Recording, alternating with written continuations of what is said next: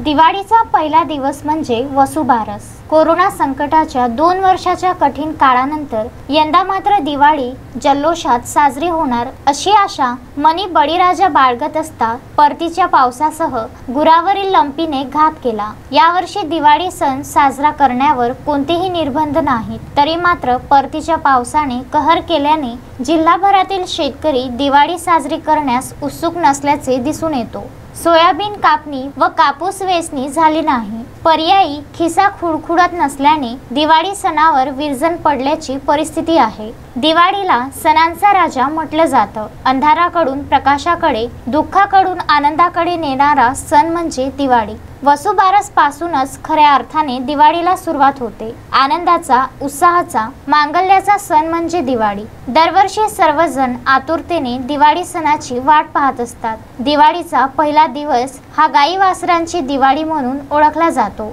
भारतीय संस्कृतीत गाईला मातेचा दर्जा देण्यात आला आहे। तिच्या प्रती कृतज्ञता व्यक्त करण्यासाठी वसुबारस या दिवशी गाय आणि तिच्या वासराची पूजा केली जाते। गोवत्स द्वादशी म्हणजेच वसुबारस। अश्विन कृष्ण द्वादशीस वसुबारस साजरी केली जाते।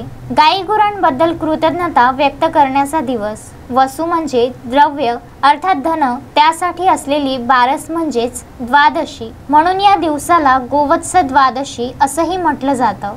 हिंदू धर्मात गाईला पूजनीय मानलं गेलं आहे। त्या दिवशी हिंदू परंपरेनुसार गहू, मूग खात नाही। स्त्रिया बाजरीची भाकरी आणि गवारीच्या शेंगाची भाजी खाऊन उपवास सोडतात। भरपूर कृषी उत्पादन व्हावं, आपल्या मुलाबाळांना चांगले आरोग्य मिळावं आणि सुख लाभावं म्हणून वसुबारसची पूजा केली जाते। या दिवशी संध्याकाळी घरातील तुळशी पुढे आणि दारात परिसरात दिवाळी सणाच्या प्रारंभानिमित्त पणत्या लावून रोषणाई करण्याची पद्धत आहे।